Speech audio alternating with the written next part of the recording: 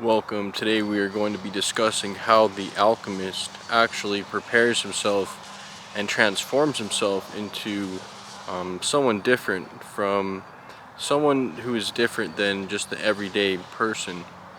The reason being is the nervous system of the initiate, the nervous system of the person on the path is actually different than someone who has not taken up initiatic science. As spoken about by Max Hindle in the Rosicrucian Manual, he explained how the mystic and the cultist have different energy patterns or different meridian pathways that develop within the psyche, where the mystic is more heart-centered and the occultist is more mind-centered. Or you could say in the Eastern tradition, the Jnana Yoga is more self-inquiry. The self-inquiry faculty is activated, so a different flow of energy is activated than the Bhakti Yoga, whose main goal is devotion to the One, the Lord, through an emotional, personal longing. This creates a different variable in the circuitry of the energy body. So it's very important to understand that as an initiate, you can actually maximize this by practicing all of the yogas in unison.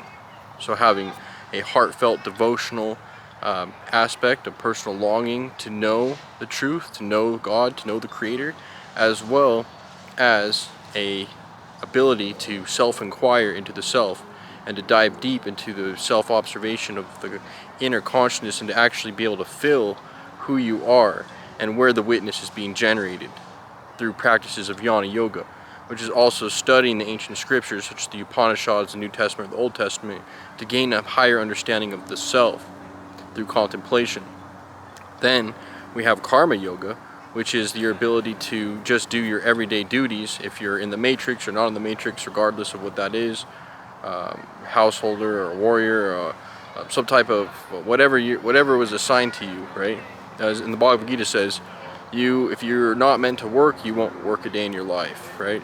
So your path is determined by the astral influxes at the time of birth.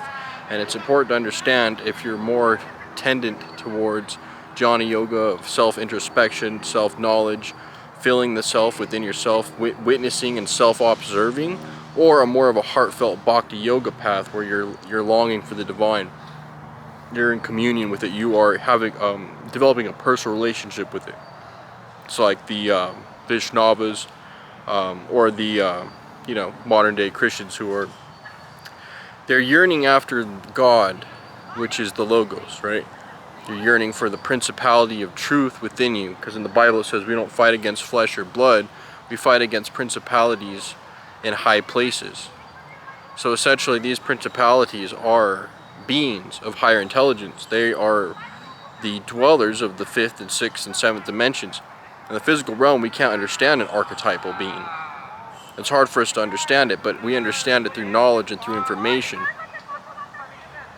So we will be continuing this conversation in the next lecture. Thank you.